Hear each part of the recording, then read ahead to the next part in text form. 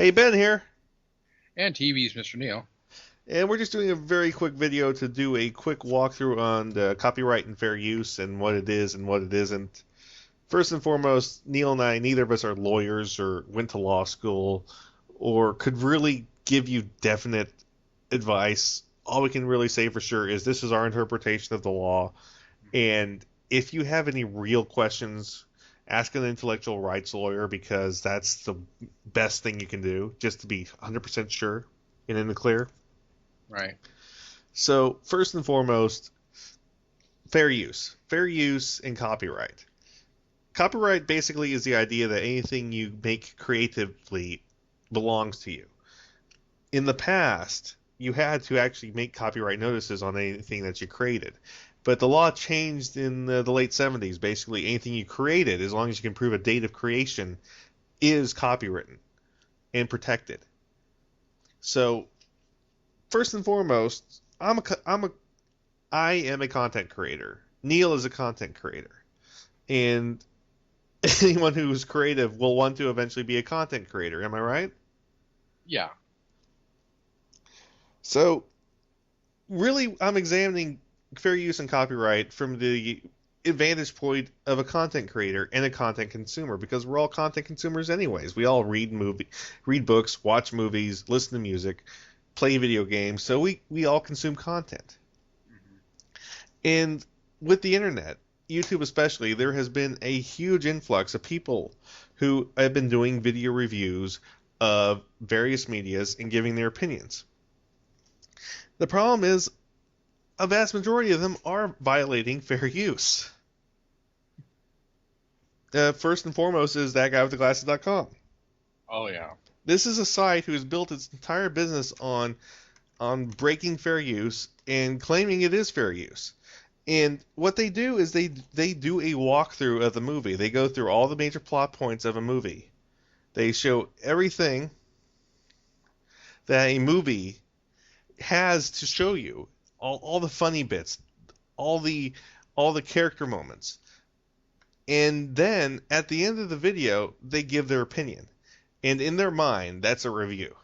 hmm But in my mind, that is a violation of fair use. And Neil, you go on and take it from there. Well, when I think of a review, I think of basically a person doing like a consumer service. He's basically telling you, he or she is telling you uh, what the movie is generally about, how, what quality of the work it is, and if he thinks it's worth watching or viewing or reading or whatever the media is. Um, it's what a lot of internet reviewers are doing is not that. They're making a derivative work. And it's not to say that I'm not critical of what the copyright laws are. I mean, it's kind of a separate subject. I don't want to go into it too far, but because, owning an intellectual property is not like the same as owning a car. But on the other hand, the law is what it is now, and I'm afraid that a lot of these guys, like guys on that guy with the glasses, or any number of other sites where they're just pulling content off a DVD and putting it on Blip TV, they're actually uh, telling people that you can do that and fair use protects you, and that's not really how it works. And even if it was true that fair use can protect you, even if you could feasibly win, they can screw with you anyway. They can, take you to court, and just basically, if it even goes to court, you're out so much money anyway. It's not even worth it's not even worth it to defend it, even if you could win. Exactly. Yeah. And really, Neil hit it on the head there that when you do a video walkthrough of a movie, you are removing a large percentage of the movie viewing experience and in substituting it. You aren't enhancing it. A good example of an enhancement of a movie going experience is Mystery Science Theater. And just to be 100% clear, Mystery Science Theater actually got the licensing for those movies. They aren't just picking movies and just showing them without checking with the original license holders and making sure they're duly paid. Because they wanted to do this and they examined it like, oh boy, gee, this is some shaky ground. We better get those licenses. Yeah. And And go ahead. I'm pretty sure that a very small percentage of what they had, what they were doing, like the short clips that they do before the movie, some of those were actually public domain, but a very small percentage of it. The vast majority of the stuff that they did on that show, yeah, they did have the license, and since that show has been on the air, some of those movies have been like difficult for them to get back. Like I know that Godzilla versus Megalon is one of the ones that is very hard to get on DVD these days. Exactly. And really, when you look at the length of the movie reviews from again, that guy with the glasses, which is going to be a constant example on this, you see movie reviews that are 20, 30, 40 minutes long, sometimes up to an hour long for a movie review. And when a lot of that review is them walking through the movie with you. And that's the difference between a review and a walkthrough, because they are walking you through the movie. Oh, we're starting the movie here. Oh, don't the intro credits look weird here? I'm going to make a joke about the intro credits. And here's our hero, ladies and gentlemen. And and that's what they do. They walk you through the movie. They're telling you what they felt while they were watching the movie. Yeah, This is let's not kid ourselves. That is making a derivative work. I mean, you're using someone else's movie to make a comedy sketch, which is it's no longer a review at that point. You're making something for entertainment, and let's not forget that Tommy Wiseau of all people shut down that guy with the glasses for a short while because they did a thing on they did a bit on The Room. and another example is Neil. Are you familiar with Woody Allen? Yes. Uh, are you familiar with a Hong Kong movie that Woody Allen pretty much showed all the way through, but added dubbing? I did not hear about this. I believe it's What's New Tiger Lily. Let me check. But basically, this is a movie that uses that guy with the glasses principle of showing someone else's work. Yeah, What's Up Tiger Lily, which was an existing Japanese spy thriller, and basically he overdubbed it with dialogue that had nothing to do with the movie, and changed the tone of the film completely from James Bond clone to a comedy.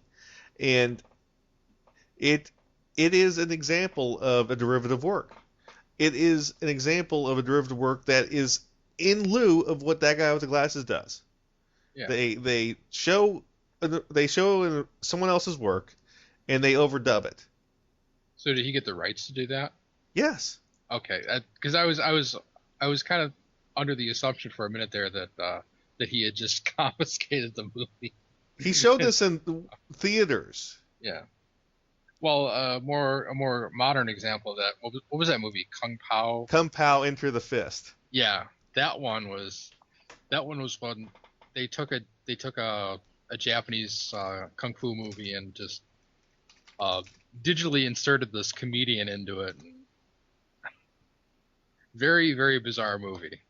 Yeah, Kung Pao Enter the Fist. And these are all cases where, to make sure they were in the clear, Yeah. they got the rights to the original movie. And that's really what people forget, is this happens all the time. Yeah. And remixes and derivative works of original movies, if you get the rights, that is okay. And cinema has these things all the time. But when you say, "Oh, I gave my opinion at the end," that makes it a review. That doesn't work, and I'll tell you why. Everyone here has seen Roger Ebert at the movies, right? Yes. Seen Gene Shalit review on the Today Show, right? Right. Seen Leonard Maltin review, right? Right. Go back in your mind, or go on YouTube, and watch a review one of those guys did, and keep your eyes on when they show a clip from any movie that they're talking about. Courtesy of Disney, courtesy of Warner Brothers, courtesy of Columbia Pictures. Exactly. The movie studios give the reviewer a clip to include in the review. It is not them, going on YouTube and hacking apart a trailer because anything beyond that in a review is untested water, legally untested water that is dangerous. And one thing you have to keep in mind here is that people assume that if you put it on the internet and you're not profiting off of it, you're you're in the clear. But that's not necessarily the case, especially if you're putting it on Blip TV, because Well, then you're profiting off of it. yeah, that is profit. It's not different legally. It's no different than a DVD, basically. No, it's not. You are putting a video on there and you're getting ad revenue from the video being watched. It's exactly like being on television. And and to argue otherwise would be ludicrous because even children's shows knew, oh, well, let's come back after some messages from the people who pay our bills, is what one cartoon character once said. Yeah. And in some cases, like I said earlier, we could even agree that some of the stuff that gets people into trouble these days is ridiculous. But the fact that it happens, doesn't doesn't change anything. It it's still it's still something that could get you into trouble, like sampling music, for example. Like we all know the infamous example of Vanilla Ice borrowing a Dun dun dun dun dun dun dun. yeah, and he added like an extra note or something. And actually, there are quite a few examples of those. I'm kind of drawing a blank though, but Will Smith there's is the biggest notorious sampler ever, but he always gets permission. yeah, there's one. I forget the name of the drum beat, but there's one drum roll that's like literally in thousands of commercials, and whoever owns it, it's kind of up in the air as to who owns it, but it's you kind of hear it in the Powerpuff Girls theme, you hear it in all sorts of things. It's Well, here's another example when we're going down that vein. yeah. Bittersweet Symphony. Oh God, yeah, That band does not own that song. yeah. You know who owns that song? The Rolling Stones. And the funniest thing is the original version of that Rolling Stones song that the Rolling Stones put on record sounded nothing like that. What it was just a single line in like an orchestral version that is rare that no one had. Hmm. And someone's like, well, so it doesn't matter what version of Bittersweet Symphony that band does now. That money goes straight to Mick Jagger. Yeah, and that's an example of something that's like utterly ridiculous, and we could even agree with you on that. But still, the fact that they could get into trouble for that, for having a sample in their song that's based on a derivative work of someone else's song, and then the original writer of that song somehow gets the profits from that. We can agree that that's ridiculous, but it happens. And it is And the law. You yeah, to play with it is to play with fire, and it is dangerous. It is foolhardy, and mhm. like I said, that guy with the glasses is guilty of it. And the funny thing is, James Rolfe, who is the angry video game nerd, um, he's really careful. He's really careful, and I'll say first and foremost, in my opinion, that's not a lawyer opinion, not a legal opinion, but a moral opinion, is I think that a video game let's play does not break copyright and does not break fair use because you watching someone else play a game removes one of the biggest aspects of the game experience, which is play. You cannot simply watch Mega Man 2 and get the same sense of feeling as playing Mega Man 2. And that is something that people, at least I've never seen it argued otherwise. And you look at James Rolfe and his Angry Video Game Nerd DVDs, they are massively different than the videos he put online. He removed all copyright. He removed all movie references. He removed all copywritten music references. He basically sanitized it for something that can be legally sold. And the biggest thing you have to ask yourself is if it's really okay to do it the way that guy with the glasses is doing it, which is far, far beyond what James Rolfe did in his internet videos. Mhm. Why is James Rolfe being so careful? because he knows that the hammer of the ban hammer of suck can come down on him, even if he thinks he's playing it safe. Yeah,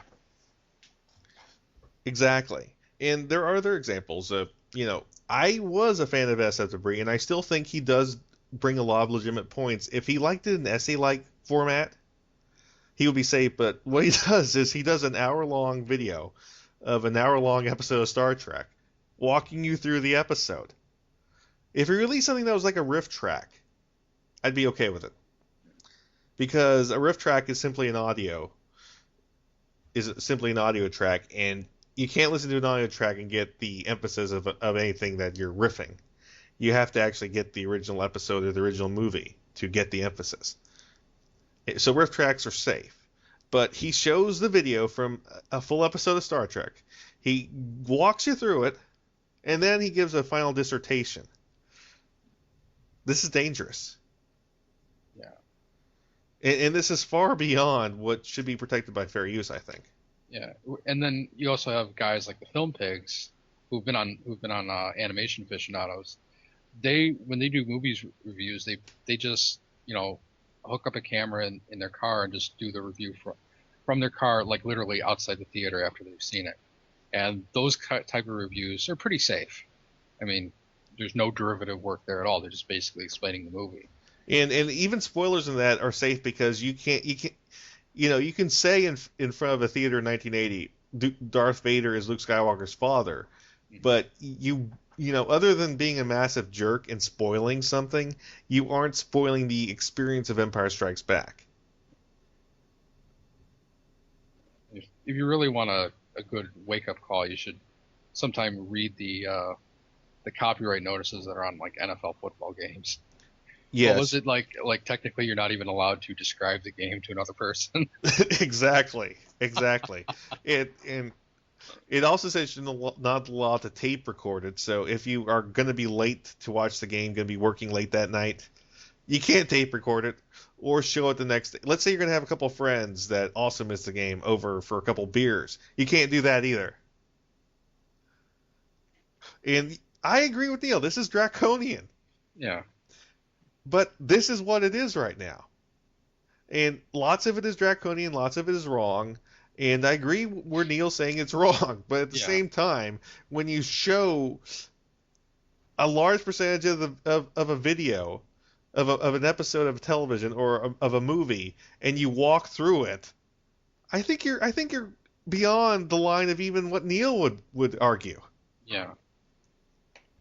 And another example is Red Letter Media. He has 2.5, 3 hour long reviews of the Star Wars prequels. Yes, they're funny, but they also are breaking what fair use is. And, another example, another person that Neil and I actually know and have worked with in the past, Louis Lovehog, Linkara. He reads through a whole comic. He shows every panel of that comic. He reads through that whole comic. A comic is, on average, 22 pages. Mm-hmm. He has like a 25-minute episode, and he walks you through the comic. That can't be okay. And what do you think of that, Neil?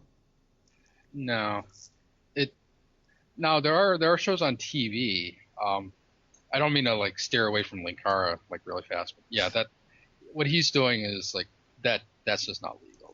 He's going to get into trouble sooner or later.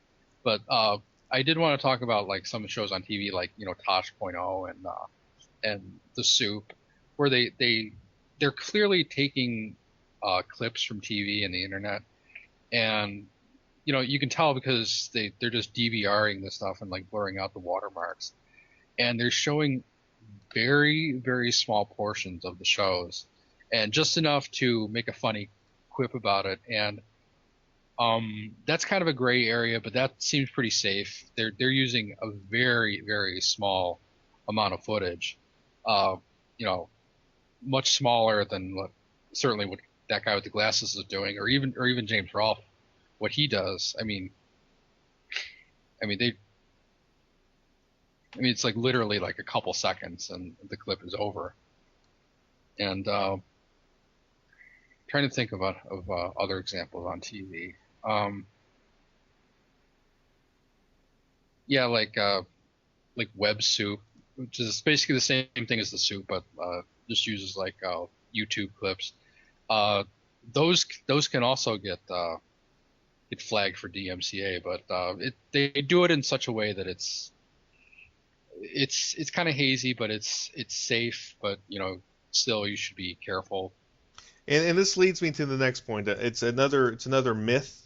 It's also a rule of thumb. This isn't the law. This isn't in any sort of book or any sort of doctrine, but it's basically, as it was explained to me, the 15% rule of thumb, which basically says to be absolutely sure that you're being safe, don't use more than 15% of someone else's material in a derivative work.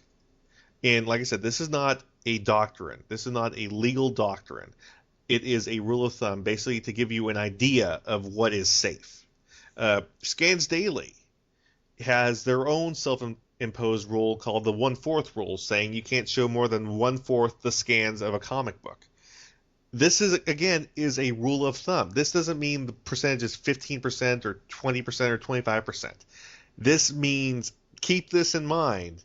If you don't want to, overall these doctrines, and these are not doctrines. These rule of thumbs are basically giving you a very, very rough guideline to make you understand that it has to be mostly you. And Neil, which one have you heard more? The 15%. Yeah. But the And fact that there are at least two different standards just shows you that it is an arbitrary thing. That there is like really no hard legal definition of what that should be. exactly, and a different judge with a different set of lawyers can argue different things depending on many different abstracts. What the medium is, what the review itself is, or what the video itself is, and what the derivative work did. Did it spoil? Did it enhance? Or did it supplement? Different things like that. I think part of the problem is people like that guy with the glasses has a romantic notion of if one of the big guys like Disney or Warner Brothers comes down on them, that all they have to do is show up in court, say fair use, Your Honor, and the judge says agreed. Yeah, and what really would happen is that especially the big media companies, they just have these lawyers that are on staff, and they're like, "Are we still paying you? Okay, go fuck with these people." Yeah, And that's all these people do.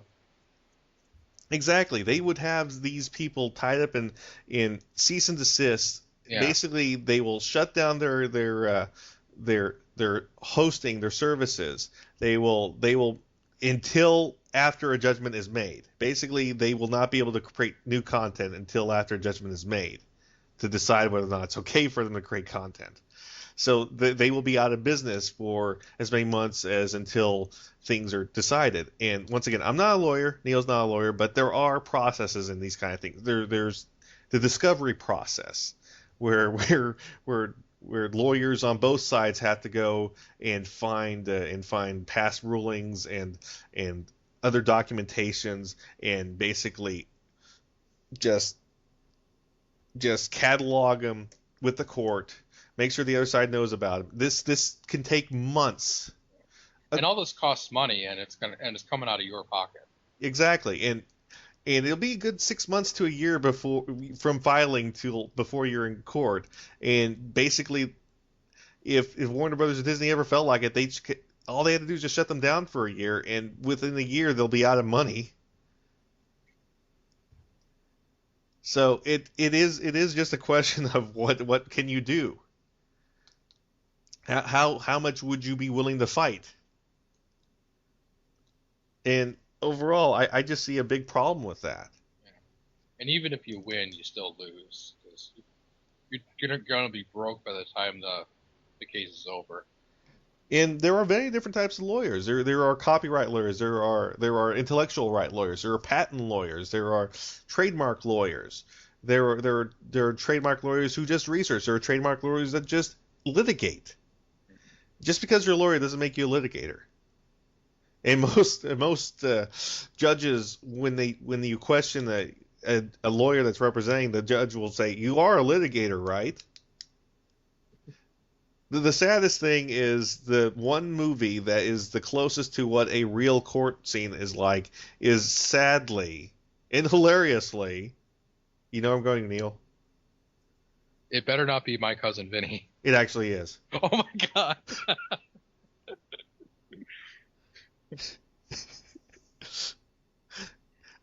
And just keep that in mind. Wow. So Cute. those youths, yeah. So when you look at it, internet reviewers who aren't careful, who think that fair use is a blanket, a shield, don't realize that there is a much bigger shield that can be used as a sword called copyright. Yeah. And it can be used against them.